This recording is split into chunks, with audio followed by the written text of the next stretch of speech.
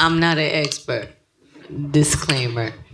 If I'm not mistaken, the definition of karma is what you reap, you sow. I feel karma is energy. My father was a magician. He was a healer also. That's why Tjok Gde getting it. Not me, thank God. You probably before one of ancestors of your parents. Maybe I was the grandfather of my father. You dig me? Absolutely. Without question. And long time ago, the world is very small. Maybe you one of my sister, maybe. I hope not. Oh.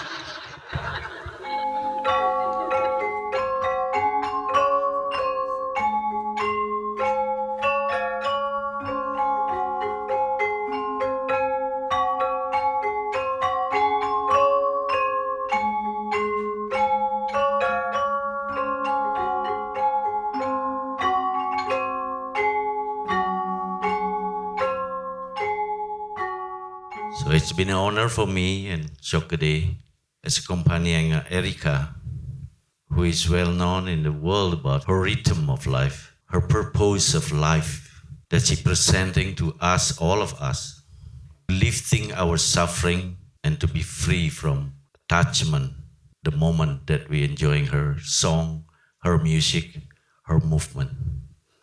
Let's welcome with applause together. Thank you.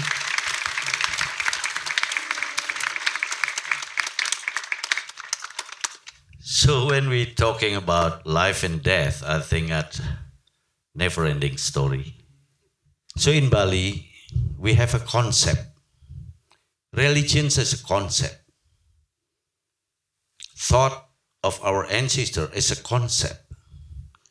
To be out of a concept, we have to perform the concept. Otherwise, become abandoned to our mind all the time. Become misery all the time. That's why our ancestors creating the culture and tradition. Culture comes from word budaya in Indonesia, which means come from the inner essence of life, buddhi, knowledge. Tradition is a local. So we all in the world perform traditionally as a culture, as a security. Security of spiritually and security of physically. Because we are born in different places.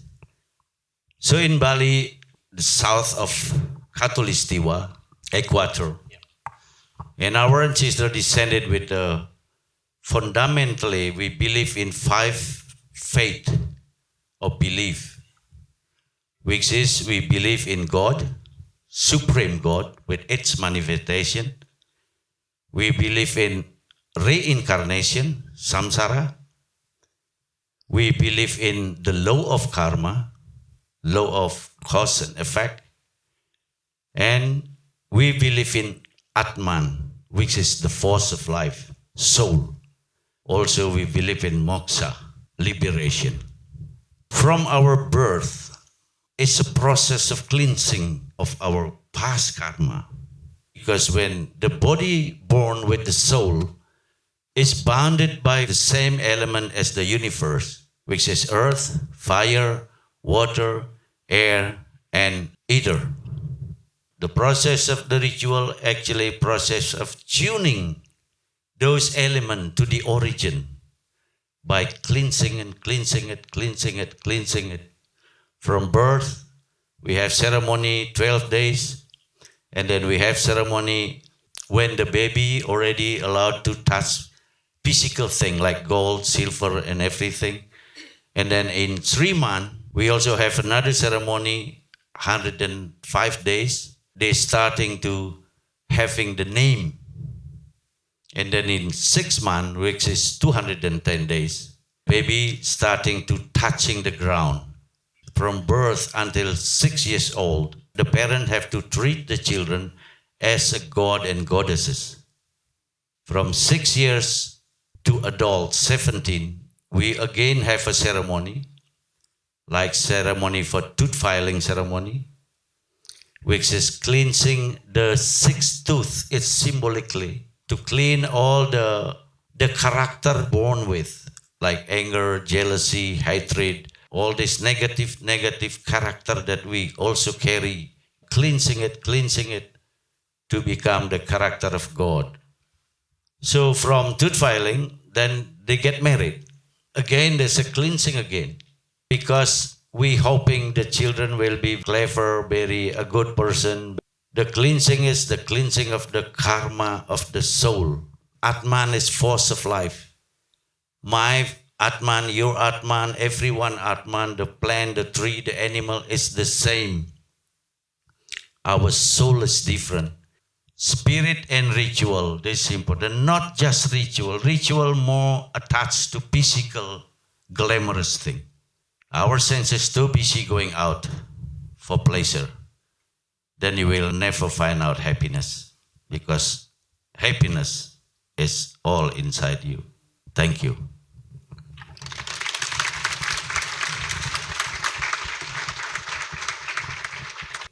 Peace and light.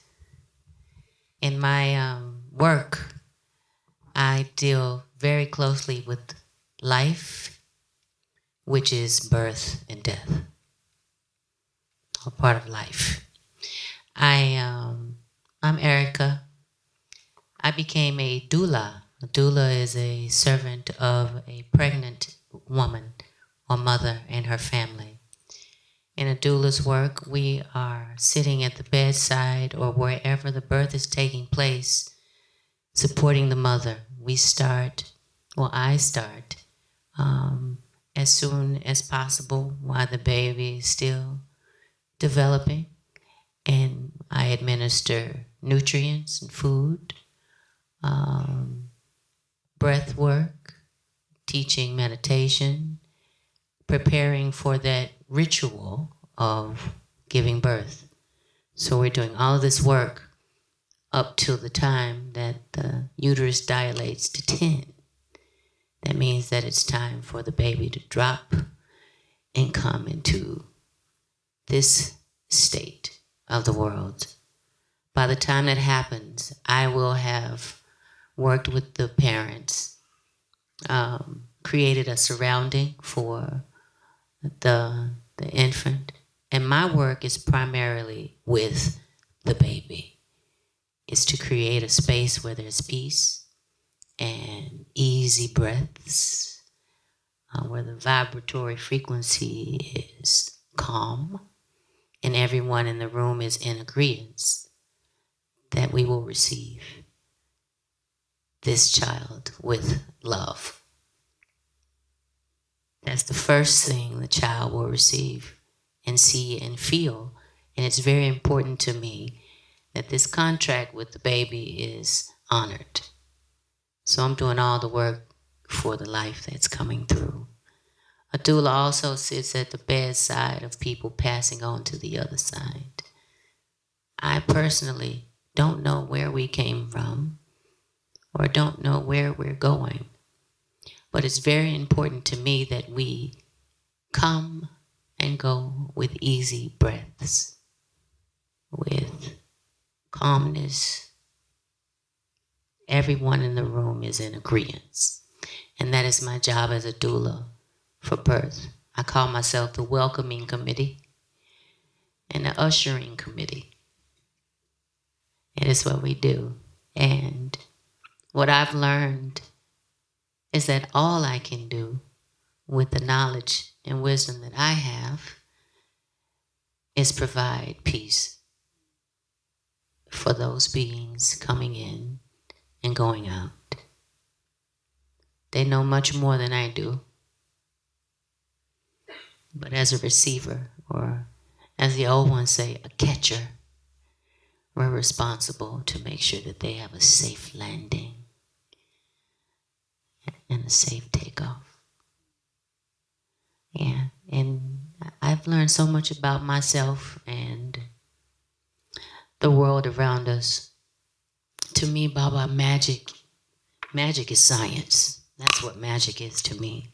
That's where the magic takes place. All of those magical things, synapses and neurological sparks, and how the palm is synonymous with all of the organs, and we can heat up ourselves just by standing in the sun. Those things are magical to me. That is the magic. That's science, the mystery of who we are, which is an age-old mystery. Who are we? What are we? Why are we? Why do we suffer? You know, those things. And the magic comes in when I can learn how to work with science to raise my vibration, to change my hormonal balance, to invite the 5 elements and acknowledge them because they're there and I'm here. Yeah, so thank you so much. I'm glad to be here too. Yeah, glad to be alive and feeling. You know, I am a mystery to myself. When I close my eyes and go to sleep, I have no idea where I'm going, but I'm going somewhere. I'm traveling. And I know that because when I wake up, I come back here again. But I'm grateful because I don't have to wake up. I get to wake up. It's how I feel each day. I get to face a challenge each day in this part of life. I like to see what I'm made of, and I'm still discovering that, even here with you today. Thank you.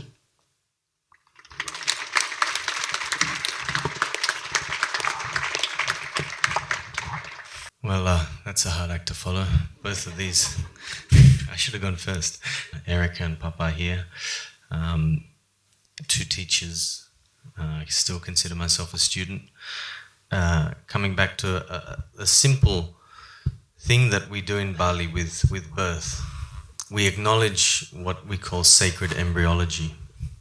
So what happens during the formation of the fetus and then the baby is based on these 5 elements that Papa was mentioning before.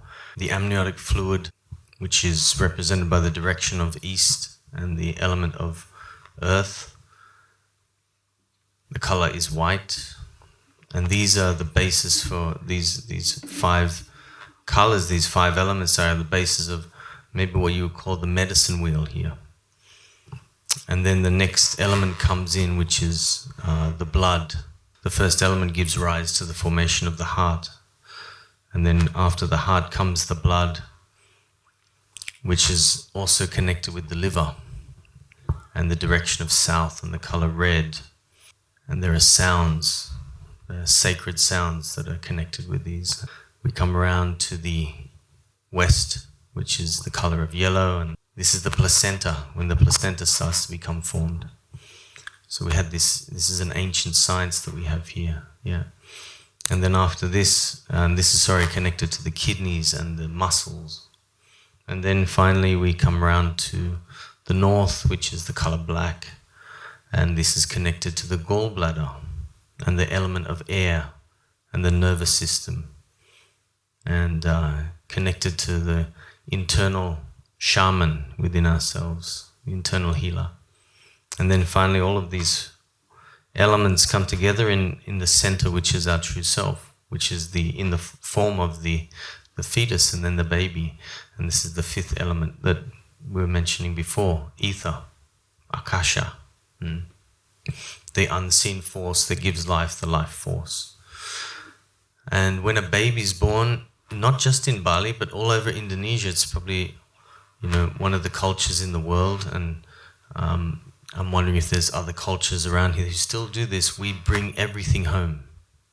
We put it in a coconut and we bury it. And it doesn't matter if you're born at home, if you've had a natural birth, if you're born in a ultra-modern hospital, they'll always offer you to take this home. And often people ask, why does this place feel so different? Aside from the rituals, aside from all of the prayer and everything that happens around here, I think this is something that that has a profound effect actually, because that acknowledgement of these 5 elements actually, and they become our 4 siblings, 4 brothers or 4 sisters. They're our guardian angels that stay with us. And they were with us in the womb, they formed us there. And when they're born, we give them almost a ritual burial to acknowledge them. And they stay around us. And Papa used to always remind me to call on them, acknowledge them, remember them, and they'll be there. You don't have to do all these complex rituals, yeah. But because they're benevolent, they may not come, they may not interfere with you if you don't ask them, because they respect free will. So we all have access to this. Often people come to me, and in my practice I work a lot with this, with homeopathy and the herbs and things. And they say, what if my placenta got put in the hospital incinerator, which happens to most of them in modern industrialized society? Well, they're still there. There's still ways to bring these in. And these are like the 4 posts that stay around us, and this is also then translated into the design of the house, where the shrines are placed on all of this. They're representative of this. They form the basis for our landing on this earth. Yeah. And these 4 elements, they start off as elemental beings, and then they can be sublimated or through our internal process. And I think another word which is important here is transformation. This transformation, it's an alchemical process of these base elements into we call them a lordship, a ratu, yeah. And then we again can transform this into almost like a God state. So this is part of the esoteric meaning behind a lot of the rituals, the acknowledgement of these different directions. And we have the chanangs here. I mean, everyone who's been to Bali has seen these around, yeah. These 4 points represent the earth. This is the symbol of the earth. And this middle part is your true self in the center. So with the establishment of these 4 directions and the 4 colors and the 4 energies, they come together and they mix as the 5th color, which is a mixture of all of those colors together. And this is what I experience with healing, guiding people through the healing process and remembering what the word healing means. It comes from the root word of whole, which is to become whole. So the integration of all these elements to become a little bit more whole than maybe we were yesterday.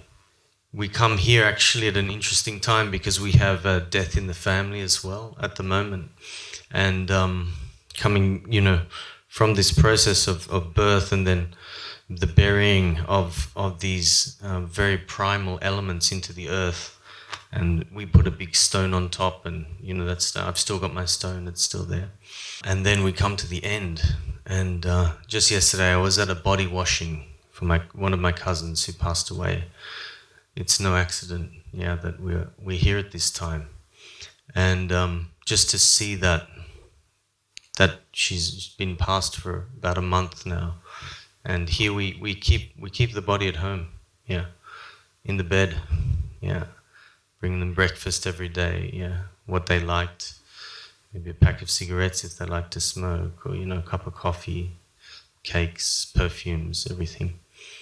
And to see the body, after a month, it's really, we realize what is this physical body. It's like a stone, it's so heavy, it's so, and it actually makes you realize what life is. What is the life force? Life force is not the material, something that gives life to this material. I think, this 5th element which is this etheric element. The etheric element actually gives us life, it gives us buoyancy, gives us the ability to stand up and grow. And when we pass, it's gone. And we believe here, 3 to 4 days, the etheric body is still around, but it's not giving life to the physical anymore. And then the next layer, which is connected to the soul, the emotional body, takes longer. So even, she's been at home for a month. This astral body is still around, still watching everything. That's why we do this. We bring the coffee, we bring the cakes and everything that they may have liked. And then what will happen is several other... So yesterday was a body washing where we go and we collect water from the spring, from a holy spring that we happen to be keepers of, this particular spring. And then the body is washed, and the care, very, very, very touching process. The care that is applied is like washing a baby, because she's watching. And then finally is the cremation process, where all those elements go back to where they came from. Earth to earth, fire back to fire, air back to air, and water back to water. And interestingly, I think in the Western religions, they say ashes to ashes, dust to dust. In Bali, we actually say to go back to water, to return to water, So it's after this cremation is done, we collect all the ashes and we take it to the sea, and the physical. And actually, it's interesting from a scientific process. When you burn something until it's grey ash, until it's white to grey ash, it's just the inorganic chemicals that are left. So there's actually 12 mineral salts left, and interestingly is that they're all water soluble. So we put it into the sea, and that physical body returns to the ocean. Ocean, yeah.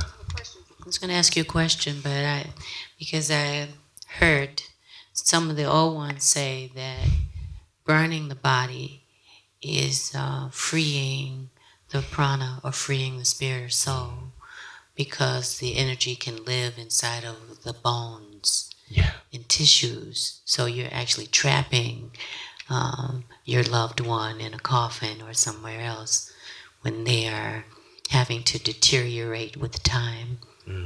And so they're tethered to that body, or responsible for it until it deteriorates.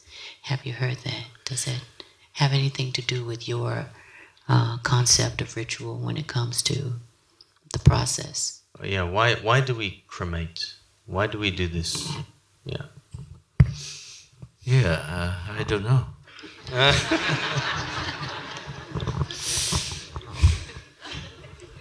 I like it. So if not being cremated or doing the process of Pitra Yajna, we call it. Ancestors. So your soul will be attached with the physical. That's why in Bali, someone have to bury the body dead until a few years. But at the end, they all have to be cremated. Faster you process the cremation, it's better. Because the process of ritual is actually a transformation of cleansing. That's why sometimes people call it hantu, ghost. They become a ghost. They become a bad ghost. They sometimes a good ghost. Is anyone here have seen a ghost? No? See, that's when the ghosts exist. So because we have astral body in all of us, they are cycle around you. That's what spiritual journey is important, to tighten this line like a bowl, like a balloon around you. Your energy will connect it to the universe. The first death is your linga sarira, leaving your body. And about 3 fingers above your head, the spirit of the person will be stay there until a few days. Not every one of us can be moksha, liberation. When someone liberation, they know where they come from, they know where the spirit to go. They just left the body as a clothes behind, or they can burn it. That's what ritual is for, to help the spirit to make it faster to go. And then after they enjoying the good karma, they will come back again to reborn again. Some soul can be reborn 2 or 3% different. So if you ask me why, I don't know. So I never been there yet. So, but you can learn about it. Just like what Erykah mentioned it before. Who put you in sleep? Who wake up you in the morning? Misery. You have to find that. Find out the essence of karma is very exciting, actually, very important to be introspection. To know yourself is not to criticize the other, is to respect the other.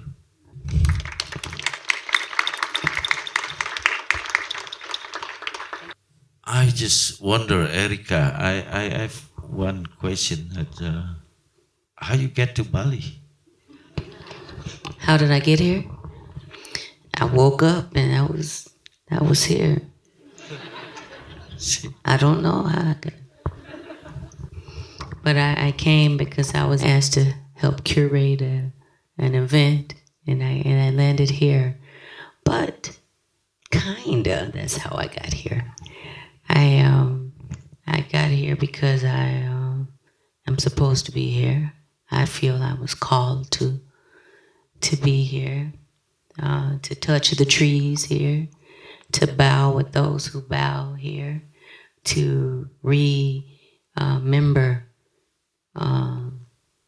bring back together parts of myself. I feel very familiar to this place and am welcomed here. I feel that, and I feel it familiar to me. The smell, the sorrow that I feel when I see certain things, like a memory of something, or the faces, the people, the dogs.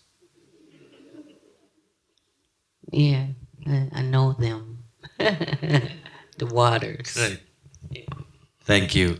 If maybe anyone would like to have a question. Good evening, everyone. Going back to karma, I would like to know all of your perspective about karma. Is it really inherited, or is there any ancestor karma? If it's a good karma, how do we keep the cycle? And if it's bad, how do we break the cycle? Thank you. I'm not an expert. Disclaimer. Karma. If I'm not mistaken, the definition of karma is what you reap, you sow, or what goes around comes around. The thoughts you think or feel come back and express themselves to you. I feel that. I feel karma is energy. It is the energy that we put out, like Baba said earlier, the thoughts that you think. Not only the words that we say or the actions that we do, but the initial thought that we think about someone or about something crystallizes and materializes somehow and reaches the people that we're thinking of. They all once called that kind of karma prayer. That's a sort of karma. And then the other kind is when you are thinking negatively about something, someone, or yourself. You are vibrationally giving the cells instructions. And I believe that the cells mimic the energy that we are and that we feel. So by giving the cells instructions, for example, I'm not good at this. You're telling the cells that, and the cells tell the other cells, hey, we're not good at it, y'all. and this is what we create. You know, to me, that's what karma is about. If you imagine the way it's taught traditionally is that when you do a bad thing happens. Well, I think it's the way it works energetically as well. When you do a good thing happens not because it's good, but because of the vibratory frequency of it. Sympathetic vibration is when two like-weighted objects are in the same room. When one is struck, like a tuning fork, for example, anything else in the room with the same weight and luster and vibratory frequency will also start to respond. I believe that's how karma works, if that is a thing, karma. Because good things and bad things going to happen all day long. You know, I don't know if you necessarily have to do something bad in order to get a lesson. I think that you attract those things. You say, I want to be great. The karma that you're creating is an experience that will help you be great. It doesn't mean it's going to be a good one. It means that it's going to be something you need to help you get to that place of greatness. I want to be great. Well, now you have to go through all these trials and things, you know. Or I want to practice kindness. You know, the gods will say, well, here, practice on this. Missed your flight. They took your seat. What you gonna do? Yeah, so I think that is how it works in my world. Yeah. Karma is an action of your thought, of your speech, of your physical thing. Physical karma, when you hit someone, they will hit you back. That's your karma. Yeah. Right? Yeah. So that's direct karma, you get it back, you know. Sometimes the mind karma, sometimes you don't aware of it. Bad thought will come, bad thing. But sometimes we're not aware of it. Then we don't know the time when it's come. So I even didn't realize the other day, I'm very excited to come here. I'm glad I went to doctor yesterday. My teeth is getting bigger yesterday. You know? I don't know that it must be my karma. I eat something really bad the other day. But fortunate, I have a good karma. I go to doctor directly, I'm not waiting. The doctor fix it, then I'll be able to be here tonight with Erykah and everyone else. So, karma will have fruit. That's very hukum alam, natural rule. Law Law of nature. Conscious about your action. Karma is action. You happy now, and you? You must have a good karma tonight, yeah. You know, we have the saying in Indonesia, kutukan 7 turunan, which means a curse of 7 generations. But also, it works the other way. You know, I think the First Nation people of Northern America say, when you heal yourself, you heal 7 generations that came before and 7 generations that will come after. Interesting, it's both 7 generations. So actually, if the question is, you know, does ancestral karma affect me? I would say yes. We can even say that just from a purely scientific method where we look at the effects of DNA. Yeah. But also on the energetic level. But the good news is that you get to actually even change and transform that karma yourself when you make yourself whole, when you heal yourself. So, yeah, it's not that, you know, sometimes people come and they're like, oh, I have an ancestral curse on me and things like that. And it's really, there's nothing you do about that. It's that particular curse. You just work on yourself. And often there's a member of a family who will be the one who has to actually carry that, and they they work on that through for other members of the family as well, and the ancestors, and also those who may come afterwards. Yeah. I had a question regarding the leaving of the spirit, because Eric also mentioned the importance of the breaths, that when you enter this world and when you leave this world, that I believe that importance of the calmness of these breaths really have an impact. And when someone leaves this world with no easy breaths and they decided to leave that way, how is there a way for us to still support that spirit and maybe heal that spirit from a distance, even though we had no control over how they parted, or we didn't have the chance to give a ceremony, or Well, I would definitely yes. Yeah.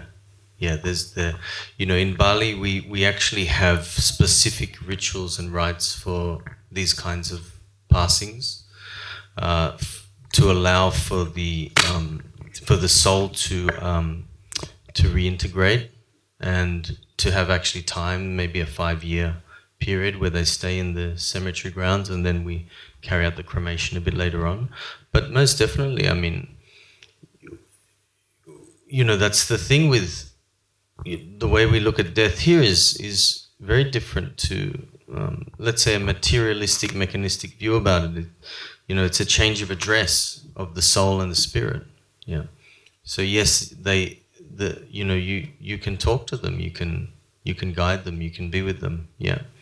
And there's an interesting also concept that, the souls that are passed on, one of their foods, I think Papa mentioned, they can smell the aroma of the food, but their food is also our thoughts about them, our memories of them. So sometimes the practice of saying something, good that you remembered about that person, and opening up a dialogue in that way.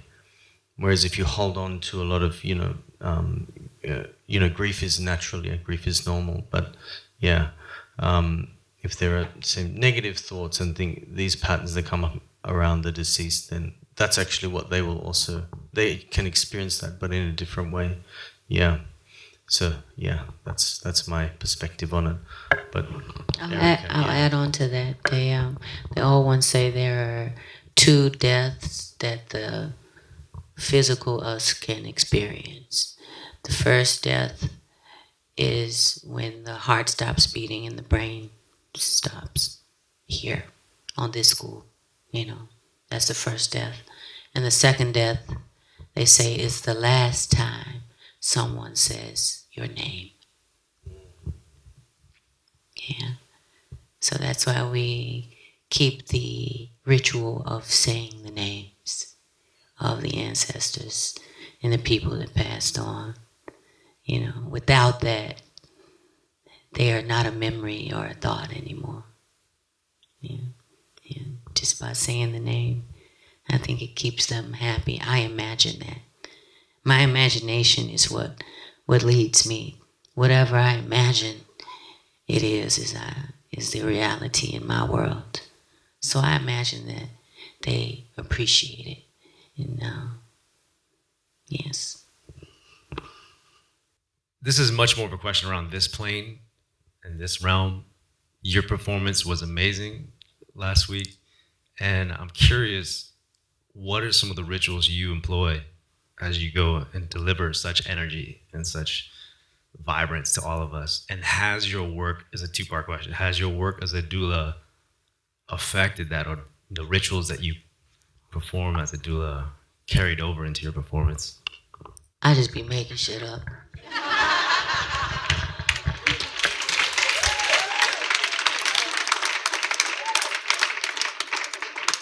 The ritual is make shit up. It's whatever I think of, whatever I feel, And my favorite place to be is on stage with a mic and music and vibration. I'm always right when I'm at the mic. I'm never wrong. I'm never guilty. I'm never, any of those things that people say I am or we want to be. I'm perfect in that space. I was built to be in that space, and I'm so happy to be there that I give everything I have and I zone out. I overload. I give so much in a moment that I just kind of flatline. There's no ritual before.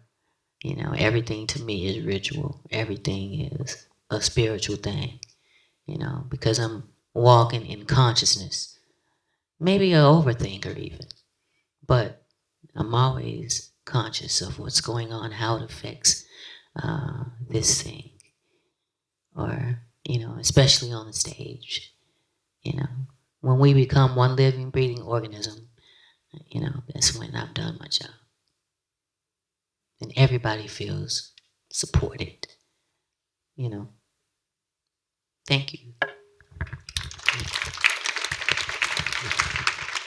My question is about this idea of holding a karmic, like maybe a curse that's through the family, or being connected to the dead, or essentially being someone who is a healer on some level. What is it that is there a connection between those things, and what is it that makes someone have a sort of sight, and is that something that's learned, or that's just something that some people have and others don't? All right. That's a nice, easy one for the end of the night. So here, we're all created equal, but we're not all created the same. So yes, some people have, they have clairvoyance, they have spirit, sight. And here we have particular trance mediums, tapakan, apa namanya, juru tapakan, yeah, we call them this, and Balian, we have Balians, and this we can even see from the astrology of a particular person, whether they're, they will just resonate to this kind of profession. Some people are born with, they don't want to have it. There are even shamans here who can close off that spirit side for people if they're absorbing too much information on the spirit world and things like that. And then there's also the aspect of family lineage. So there's particular clans that will have a history of healers, for example, in the family, and often it's one member of the family will sort of inherit this ability and have that entry point into the spirit world. But for some people, it's a very difficult journey, especially if they're maybe in Bali. It's easy because we have a whole cosmology, a whole societal structure that acknowledges it. I remember listening to somebody who had, he was a student of esoteric knowledge in America, and said that half of the schizophrenics in the psych ward are shamans, actually. That it's not acknowledged. There's no way to deal with this to help them develop that particular skill. So they're just picking up information and they don't know what to do with it. So I'm not sure if that answers the question, but yeah.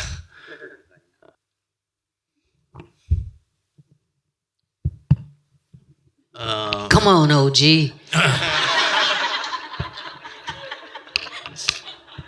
Getting late. We all in limbo right now.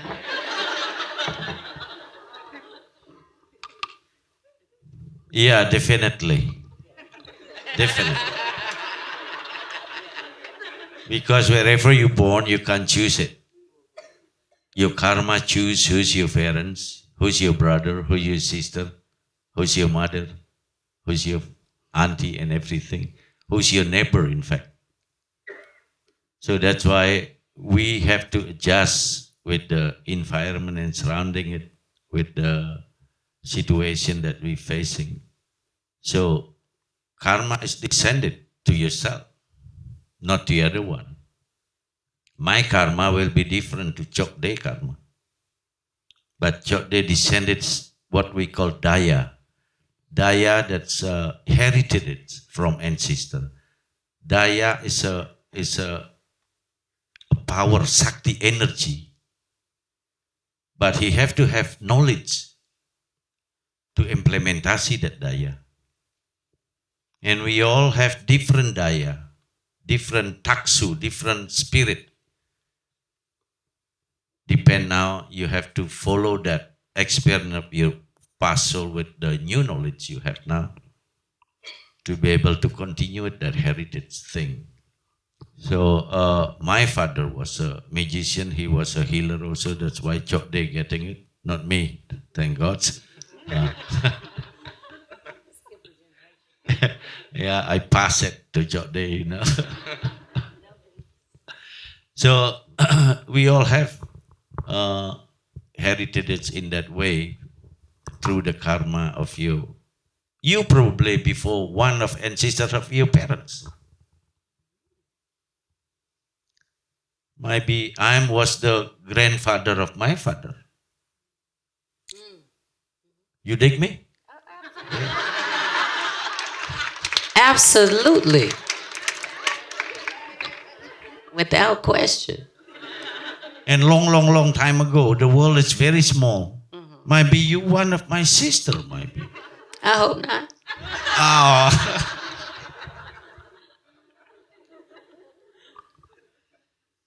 So that's the karma cycle. You just have to be sit down and contemplate it, and the answer will become from inside you. Never answer come from outside. Never. That's opinion. Never. Never. Erykah have taksu because what she's doing is with happiness. That's when the spirit come. When the taksu, we call it taksu, the energy, the spirit. When you do it happy and enjoying it, everyone will get that.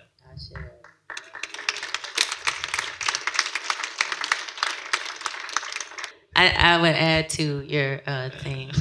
I believe, just like Baba said, he reminded me that I am an improvement on my mother's design. My daughter is an improvement on my design. She's me. She was me when I was in my mother's womb. Mitochondrial gene. The way we trace who we are from person to person to person is through that mother's gene. And we are already here. When my mother was a child, I was already here inside of her. I am who she is. There's another opportunity to do those things and to raise her consciousness, vibration, or whatever you want to call it, through me. And when she acknowledges me as that is when she grows. That is the parent's job. When you see in your child, that's me, and you treat it as that and not competition or a job or a burden. When you see your child as you, that's when the parent grows. Yeah. And I learned through her to do it for my child. That's how we are. That's how we understand. Recently, because this is not an understanding that we were given. But through the research and being an improvement on my mama's design, I now have taken the reins to become the matriarch of my family, because she won't be here all the time. So that was a good question. And with that, we will end tonight's talk. Wait. I guess not. Baba, can I say one more thing? One last thing? Okay. I just want to leave y'all with this thought. A dog and a cat. You're already laughing. Dog and a cat went to heaven. You familiar with heaven? Well, in heaven there was this throne made of gold and pearls and glitter and diamonds and whatever it is that It's beautiful, and cowrie shells and flowers. And the dog walked up to the throne and walked up to God. And God said, okay, well, what do you have to say? And the dog said, I don't really have a lot to say. I'm just grateful. I was given a master who was not perfect, but I understood him and I served him and I was happy for everything that he did. And I'm just happy you gave me this heart, because a lot of people don't have this heart. And I know what it is. And I thank you for that, God. And God put his hands on the dog head and said, good job. You can enter. Then asked the cat to come up, and the cat came, and God said, well, what do you have to say? The cat said, I think you in my seat.